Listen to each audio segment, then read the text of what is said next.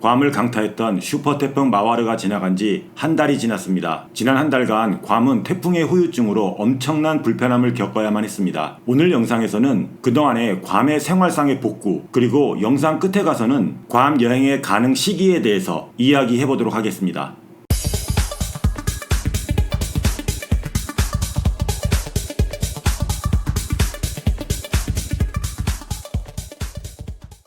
안녕하십니까, 괌투브의 PD아저씨입니다. 슈퍼태풍 마와르가 괌을 관통한 지 한 달이 지났습니다. 일단은 저뿐만 아니라 괌에 계신 모든 분들의 생활이 엉망이었습니다. 한국 교민 같은 경우는 자녀들을 데리고 한국으로 피난 아닌 피난을 가신 분들이 계셨고요. 여러가지 이유로 괌을 떠나지 못하신 분들은 괌에 계시면서 지난 한 달 동안 단전과 단수로 생활 전체에 엄청난 불편함을 겪어야만 했습니다. 단수 문제는 좀 정상화가 된 지 좀 시간이 지났습니다. 전기 역시 대부분의 지역이 정상적으로 되고는 있지만 태풍으로 인한 전력 라인의 훼손으로 인해서 지역별로 일부 건물에 한해서 아직까지 전기가 안 들어오는 경우가 있습니다. 또한 전력 공급이 어느 정도 되고는 있지만 잦은 공사로 인해서 하루에도 서너 시간씩 전기 공급이 중단되다 보니까요, 여러 가정에서 가전제품에 좀 이상이 생기기도 했고요. 저 역시 그 때문에 컴퓨터에 좀 이상이 생겨서요, 영상을 편집하고 업로드하는 데 굉장히 어려움이 있습니다. 한 달이란 시간이 지나다 보니까요, 많은 부분들에서 태풍 이전의 모습을 찾아가고는 있지만 아무래도 괌의 상징이다시피 했던 아름다운 자연 경관이 정상화되기에는 아직도 많은 시간이 필요할 것으로 보입니다. 태풍 이후에 환경적인 복구도 복구지만 어려워진 생활 속에서 연방정부와 여러 단체로부터 도움의 손길이 이어져서 생활 전반에 대해서 태풍으로 인한 피해 보상도 이루어지고 있습니다. 미 연방 국토안전국에는 재해대책과 위기관리를 담당하는 FEMA라는 기관이 있습니다. 미 연방 재난관리청이라고 하는 기관인데요. 이 FEMA에서 직원들이 괌으로 파견이 되어서 각 가정의 피해 상황을 접수하고 이것을 확인해서 부족하기는 하지만 어느 정도 그에 따른 현금 보상이 이루어졌고요. 빠른 전력 라인 복구를 위해서 미 본토에서 전기 기술자들이 급파되는 그런 일도 있었습니다. 괌 정부에서는 태풍으로 인해서 전력이 보급되지 않고 그에 따라서 각 가정마다 적지 않은 피해가 있었으므로 피해를 입은 어려운 가정을 대상으로 해서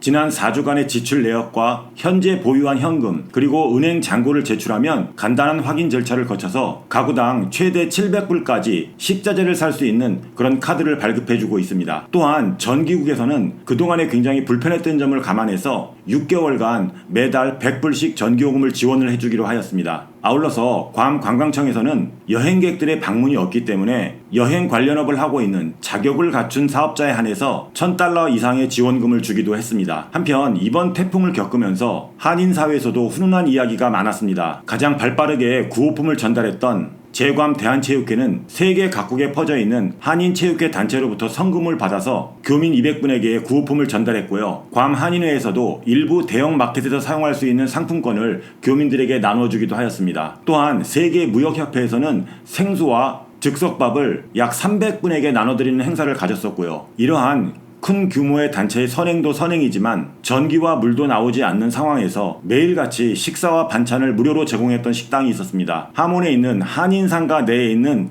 명가식당이라는 식당인데요. 태풍으로 인한 단전과 단수로 모든 가정에서 음식을 조리하기가 굉장히 어려운 상황이었었는데 발전기를 가동해가면서까지 매일 점심 메뉴를 만들어서 교민분들에게 무료로 식사를 제공을 했었습니다. 저는 사실 태풍 기간 내에 제가 살고 있는 건물에 발전기가 돌아가고 있었기 때문에 사실 전기에 대한 어려움도 별로 없었고요. 저와 굉장히 가깝게 지내는 형님 댁에 전기는 안 들어오는데 물은 굉장히 잘 나왔어요. 그래서 거기에서 계속 물을 길어다 쓰면서 저는 나름대로 물부자로 지냈었습니다. 그러다 보니 저보다 좀 불편한 분들을 위해서 저는 명가식당에서 제공하는 식사를 받으러 간 적이 한 번도 없었는데요. 제가 어제 친한 후배와 함께 명가식당에 점심을 먹으러 갔었습니다. 사장님 혼자서 주방에서 조리를 하느냐 정말 정신이 없었는데요. 그 안에 계신 10명이 넘는 손님들이 서로 반찬들도 자기가 갖다 먹고 오히려 본인보다 늦게 온 손님한테 반찬도 갖다 주고 주문도 받는 그런 모습을 볼 수가 있었어요. 그러면서도 서로 인상 하나 안 쓰고 너무너무 즐겁게 식사를 할 수가 있었습니다. 무려 1시간이나 기다려서 국밥 한 그릇을 먹었는데요. 정말 그 국밥은 그 어떤 국밥보다 맛있었던 것 같습니다.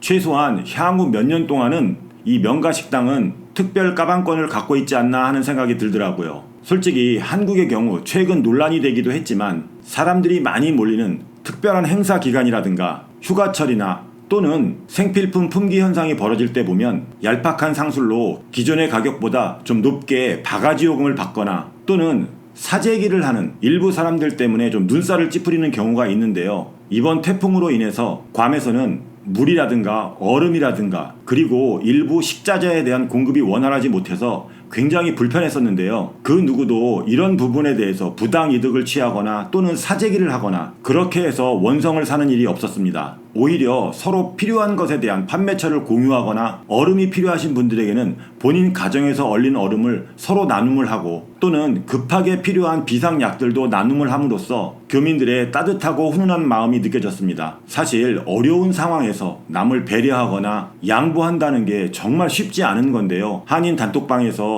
정보를 공유하고 나눔을 실천하고 그리고 구호품을 받는 상황에서도 질서를 유지하는 모습을 보면서 아직도 괌 한인 사회는 정말 살만하구나 하는 생각을 갖게 되었습니다. 한편 한인 단톡방에서 조금 아쉬운 부분이 있었다면 전기가 지역적으로 순차적으로 공급이 되면서 다른 지역에 비해서 좀 늦게 공급이 되는 일부 지역에 사시는 분들이 좀 이기적인 발언을 한다든가 또는 전혀 확인이 되지 않은 가짜 뉴스들로 단톡방의 분위기를 흐리는 일이 좀 있었습니다. 또한 저로서는 좀 이해가 가지 않는 부분인데요. 괌에 살면서 괌에서 맞은 태풍을 가지고 한국 정치판까지 비판하는 그런 내용의 글들을 보면서 굳이 이런 상황에 대한민국 정치 이야기까지 해야 하나 하는 생각이 들더라고요. 제가 지난 몇 번의 영상에서도 언급을 했지만 평소에는 영사관이나 또는 한인 단체에 대해서 전혀 관심이 없다가 어렵고 아쉬운 상황이 되니까 영사관 직원들은 뭐하냐, 한인 단체는 뭐하냐 이런 식으로 비방과 비판을 하시는 분들이 계신데요. 영사관 직원들이건